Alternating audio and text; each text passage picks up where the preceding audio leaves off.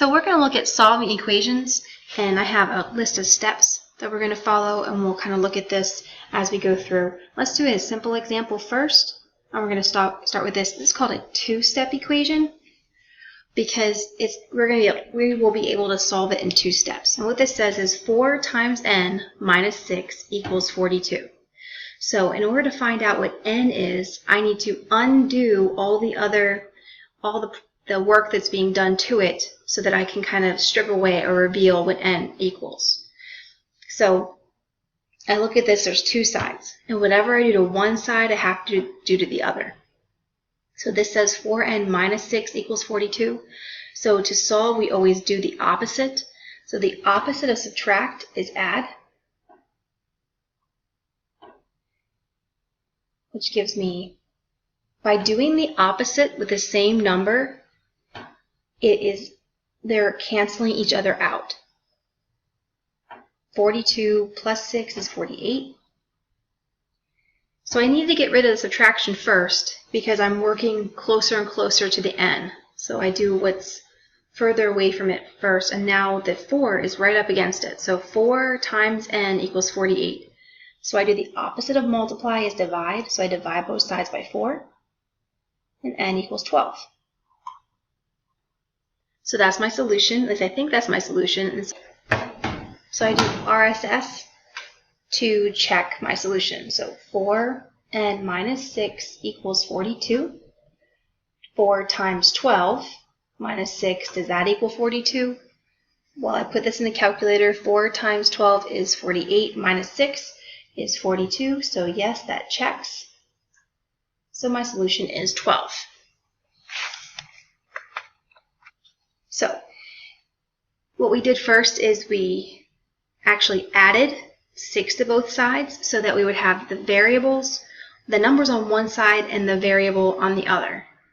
And then we were able to divide by the coefficient, which was 4. And then we used RSS to check. So now I have an example where we have x's on both sides. So this is going to be more than 2 steps because in order for the 2 steps to work, I would have to have only one variable with a number equals another number. So the first thing I want to do is get the variable to be on one side. So to do that, I am going to do the opposite. So I want to move this 2x over here, but in order to move it, I need to add its opposite. So what is the opposite of 2x? Negative 2x. So I'm going to add a negative 2x to both sides. And then we have to be careful because we see here, we don't want to think that's 3x. It's actually negative 3x. So negative 3x and negative 2x together is negative 5x. So 12 is here, 12 minus 5x, or 12 and negative 5x. And on the other side, a negative 2x and a negative 2x, that's opposite, so they cancel out. So I have 27. Now I have to be careful here because we are subtracting, but I'm not subtracting 12. I'm subtracting 5x. So the 12 isn't being subtracted, it's a positive. So when I always look in front of the number, or to the left of the number, to decide what to do. And since this number is positive, I'm going to give a negative to both sides, a negative 12 to both sides. Because positive 12 and negative 12 cancel out. So that means 27 minus 12, or 27 and negative 12, is 15. And on the left, I have negative 5x left. See, when I cancel that out, I have negative 5x. So the coefficient here is negative 5, so I'm going to divide both sides by negative 5. Because whatever I do to one side, I do to the other. So x equals negative 3. So there's my solution, at least I think. Now I need to do RSS to check it. So RSS, rewrite. R is for rewrite, so I'm going to do 12 minus 3x equals 2x plus 27. That was the original equation I had. S for substitute, so I'm going to substitute a negative 3 because that was the solution I thought I had, negative 3. I'm going to substitute that negative 3 everywhere that I see an x.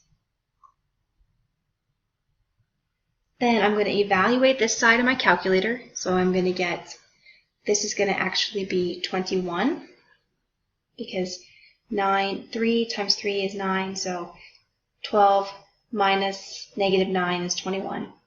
And then this will be negative 6 plus 27 is 21. So 21 equals 21. So the solution I had, x equals negative 3, was correct. So the steps for solving equations is if you start out with an equation where you have variables on both sides, then you want to add the opposite of one of the variables to both sides so that you'll have your variables on one side and just a number on the other. And then step 2 is once you have the variable on one side with a number and then the number on the other side. And when I say other side, I mean of the equal sign. Then I either add or subtract the number from both sides of the equation. So in this case, I subtracted 12, or I added a negative 12 to both sides because I looked in front of the 12. In the other problem, we had 4n minus 6. We added 6 to both sides. And then finally, step 3 would be divide by the coefficient, which we did here. We had negative 5x equals 15. We divided both sides by negative 5. You always want to check your solution because with solving equations, you'll always know if you're right if you just check your solution using RSS.